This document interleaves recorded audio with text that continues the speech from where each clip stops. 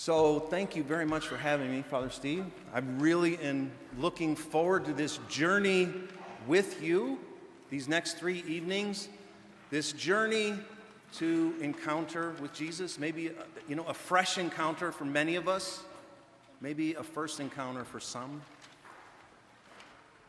An opportunity to respond to that encounter, to grow deeper as disciples, and then become bolder in our witness.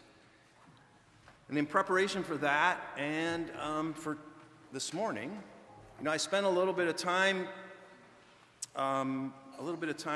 reflecting on my Lenten journey, and I've had 2 significant encounters with 2 people this Lent that I want to share with you briefly. One, the person that at times I am, and 2, the man that I can and want to be in Christ. And through this Lenten journey through the Gospels, where this encounter really kind of hit home for me, there are 2 words that really come to mind that help, that kind of differentiate between those men. One is choice, and the other is trust. So the first Sunday in Lent, when Jesus goes out into the desert and encounters Satan, it reminds us of Adam and Eve's encounter with Satan, and how they chose to be like God. They wanted to be God. I like to be God. It never works out for me. But Jesus invites you and me, he invites us into his victory. Alone, I fall. But in him, I have victory over sin. I know that. You know that because we've experienced that victory. I want more victory in my life.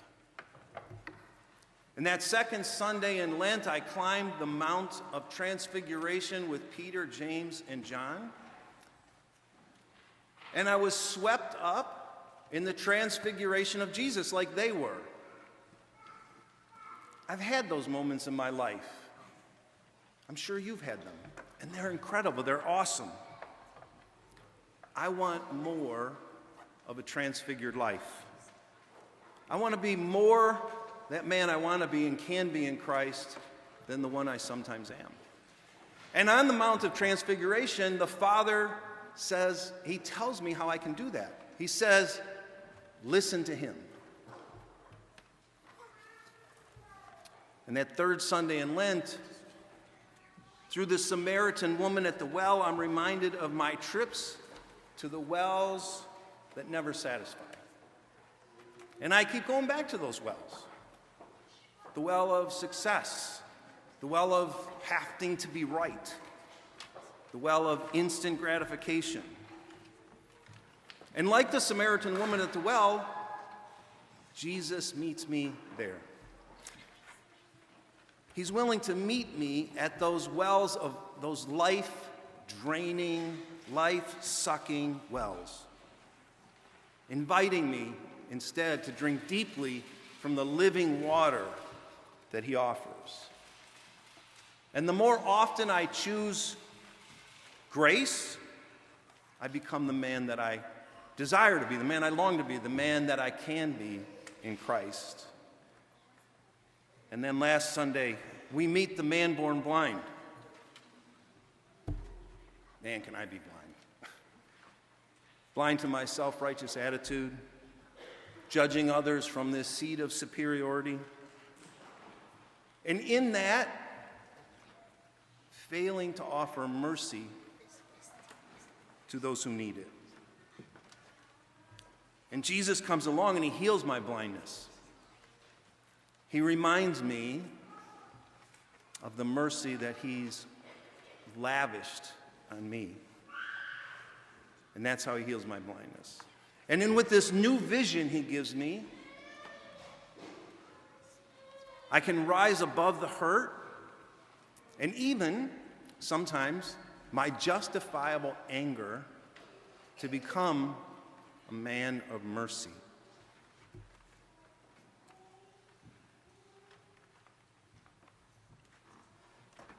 And Lazarus is the most poignant image of my encounter with that person I am at times.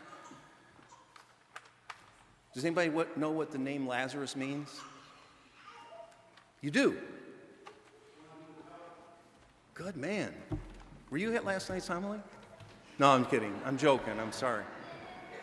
Very good. So Lazarus means the helpless one. I'm Lazarus, entombed, hidden in this dark, damp cave, walled off from light and the source of life. And Jesus, who is the key of life, the resurrection and the life, calls me forth. He calls me out. And I'm in that tomb, and I go, but Jesus, this sin is too great. You know, let me work on it first. Let me fix it, and then I'll come out and see you. And yet I can't. I mean, I've tried. Jesus, I'm so embarrassed. I keep going back there, you know. I do it again and again, and he stands there calling, Lazarus, Steve, Sue, Daryl, come out. All you who are helpless, come out. Come out into the light and let me heal in you what you cannot heal yourself. Let me give you the healing balm of mercy that you long for.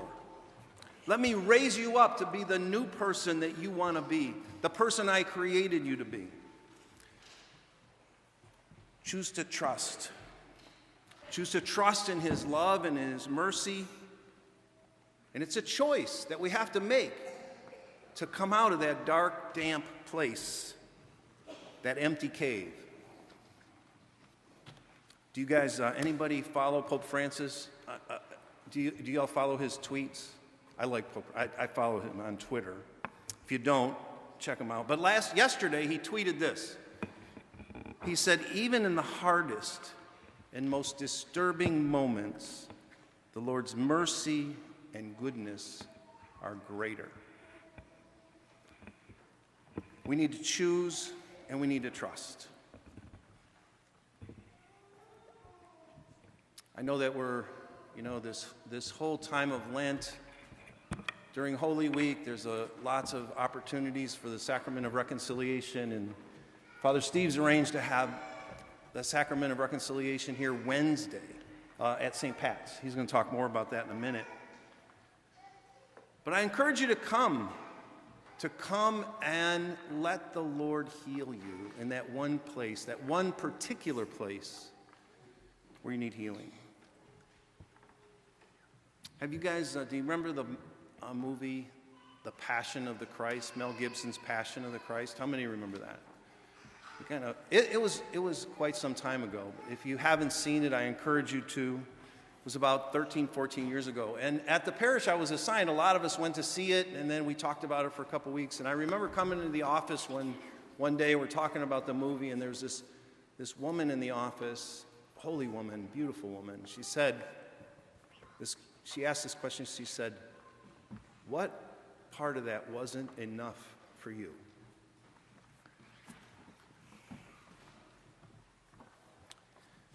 So on Passion Sunday, next Sunday, come and enter into the gospel. Enter into the passion of Jesus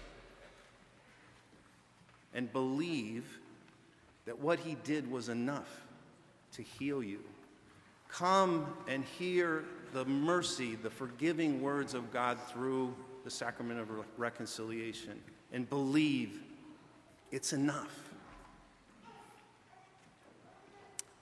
When you hear those words, it is finished, believe it and trust it.